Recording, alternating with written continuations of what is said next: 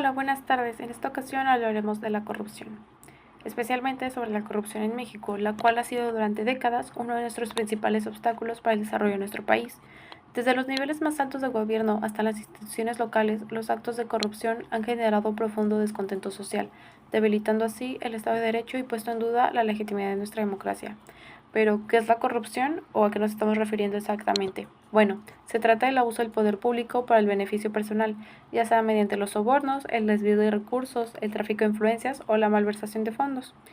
Este fenómeno no solo afecta a las finanzas del país, sino que impide el acceso a servicios básicos, tales como la salud, la educación o la seguridad, y los cuales van generando una enorme desconfianza entre la ciudadanía. Este video lo usaremos para analizar tres casos emblemáticos que nos ayuden a entender la magnitud y la complejidad del problema.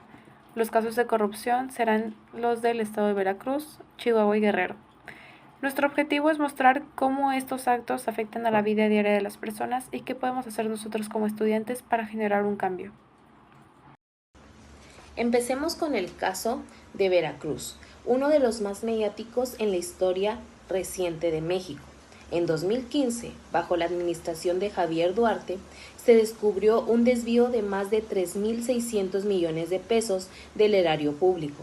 Este dinero estaba destinado a programas sociales, salud y educación, pero fue canalizado a una red de empresas fantasma creadas para simular servicios y desaparecer los fondos. Duarte fue detenido en 2017 en Guatemala, extraditado y condenado, pero gran parte del dinero no ha sido recuperado. Las consecuencias fueron devastadoras: hospitales sin medicamentos, escuelas sin recursos, inseguridad en aumento y una población empobrecida y frustrada. El caso evidenció no solo la corrupción, sino también la impunidad y la debilidad de los mecanismos de fiscalización en el país.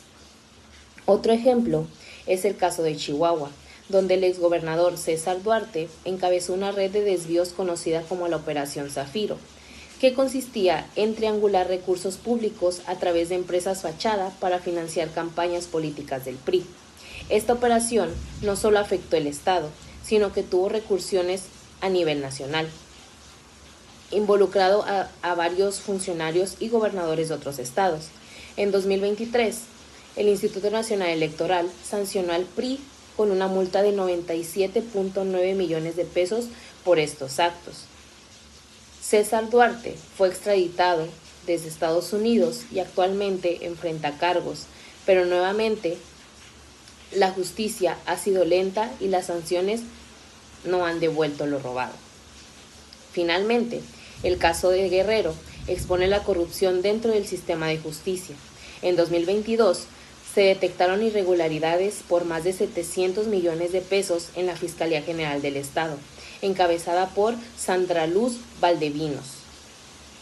Las auditorías señalaron contratos irregulares, pagos sin justificación y un uso opaco del presupuesto.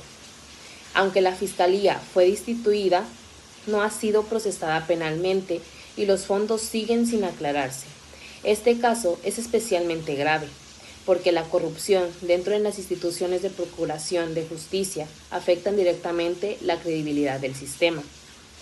Los tres casos nos muestran patrones comunes: redes de corrupción institucionalizadas, falta de transparencia, empresas fachadas y, sobre todo, impunidad. Los efectos no son abstractos, impactan en la pobreza, la inseguridad y la desesperanza de millones de personas. Análisis y consecuencias. Los efectos de la corrupción van mucho más allá del aspecto económico. Sí es cierto que el dinero es importante, pero lo más grave es la ruptura del contrato social entre ciudadanos y autoridades. Verán, cuando las personas ven que el dinero público es robado y que los responsables rara vez pagan las consecuencias, se pierde la fe en el sistema. Y esto genera apatía, cierta desconfianza y muchísima frustración. Por ejemplo, en México, según el INEGI, más del 85% de la población considera que la corrupción es muy frecuente. Y aunque cada sexenio promete acabar con ella, los avances son mínimos o plenamente inexistentes. Las instituciones de justicia no suelen tener la independencia ni los recursos suficientes como para actuar con firmeza. Y muchas veces los funcionarios implicados tienen redes de protección dentro del poder político.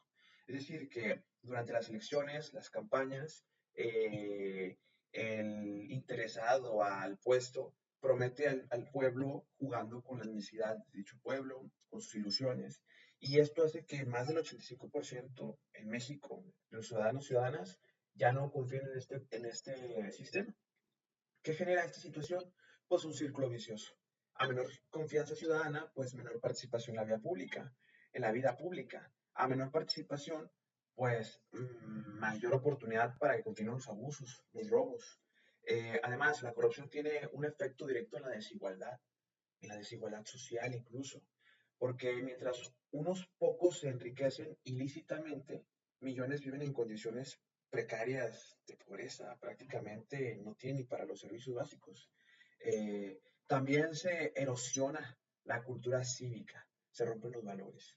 Nosotros que somos estudiantes de la Facultad de Filosofía y Letras del Colegio de Educación, vamos a ser maestros, maestras, sabemos que educar en valores de la forma más óptima de educar en valores es a través de la práctica. Entonces, si a través de la práctica ciudadana vemos que ya no hay participación, ya no hay intención de involucrarnos para mejorar el sistema, pues entonces las personas que no predican los valores, que no tienen estos principios salvaguardados, que juegan con las desilusiones o las ilusiones del pueblo, pues continúan con los delitos. Cuando las personas ven que todo se arregla con dinero, se normaliza el soborno, el favoritismo y la legalidad, la ilegalidad de la legalidad, básicamente. Y eso debilita el tejido social. Esto reduce la calidad democrática y aleja a las nuevas generaciones del compromiso público de querer realizar un cambio.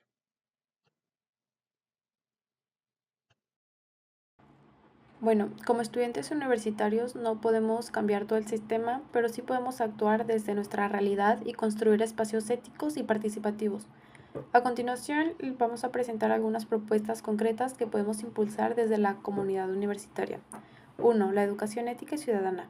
En esta podemos organizar talleres o charlas o cursos dentro de nuestras universidades para reforzar la cultura de la legalidad, la rendición de cuentas y la participación cívica. Es fundamental entender qué es corrupción, cómo identificarla y cómo prevenirla.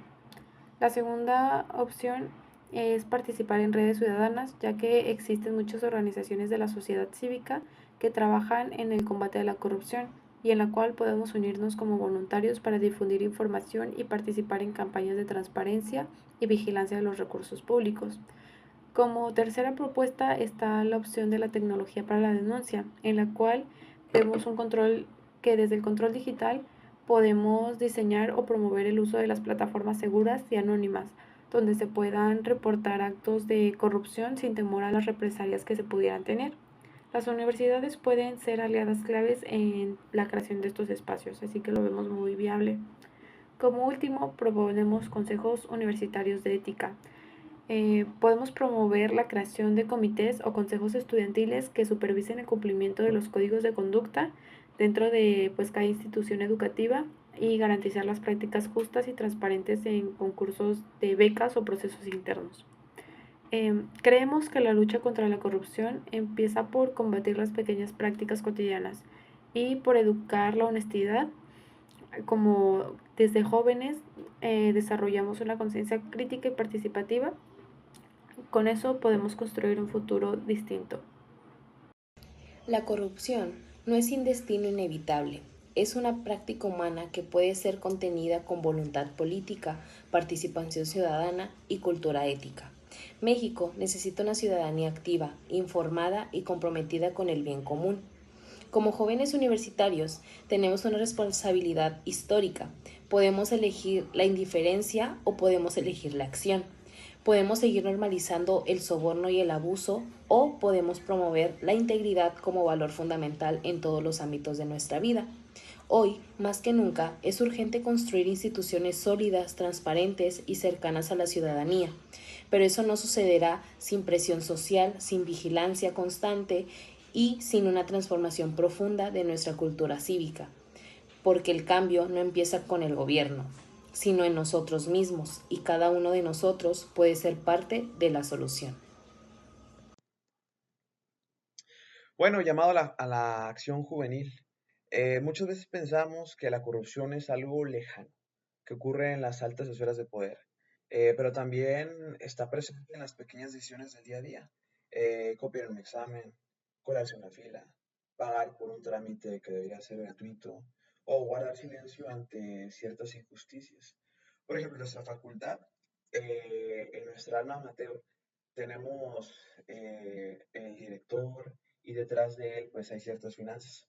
Entonces, el no preguntarnos, ni siquiera tenerle el ánimo de investigar las cuotas, este pago de bono deportivo para qué es, cómo se usa, incluso si yo no estoy en talento, no estoy en esto, no estoy metido en alguna campaña, cómo se utiliza mi dinero y cómo se utilizan los recursos. Lo damos por hecho de que las cosas son buenas y entonces eso no incentiva esa capacidad crítica o excesivamente crítica de preguntarse todo. Por eso combatir la corrupción también implica transformar nuestra cultura desde lo cotidiano. Como jóvenes, como estudiantes incluso, somos la generación que puede romper con este ciclo. Pero ¿cómo lo haríamos? Pues mis compañeras y yo optamos por empezar a involucrarnos, a participar en prácticas que, que señalen a los deshonestos, pero no de manera peyorativa, a través del dedo, simplemente poniendo el ejemplo. Hay que cuestionar lo que nos parece injusto y hay que exigir cierta transparencia, no solo a los políticos, sino también a nuestras propias instituciones educativas, médicas, etcétera. También debemos usar las herramientas que tenemos a nuestro alcance, como podrían ser las redes sociales, para denunciar los espacios donde se denigren los valores, los principios humanos, la dignidad humana. Hay que levantar la voz, compartir información verificada. Nosotros que somos estudiantes sabemos que tenemos que verificar todas las fuentes, tenemos que asegurarnos de que lo que estamos escuchando realmente es válido y es importante compartir. Hay que dar conciencia, no solamente hablar sobre conciencia, sino crearla, así como con los valores. Nosotros como futuros educadores educamos por impregnación. Entonces, si queremos poner el ejemplo, no solamente se trata de ponernos frente a nuestros estudiantes, tener bonito, sino que ellos vean que a través de nuestras acciones predicamos lo que decimos. Porque la verdadera transformación empieza con la convicción personal. Y no hay lucha más poderosa que la que nace del compromiso y la esperanza. Muchas gracias.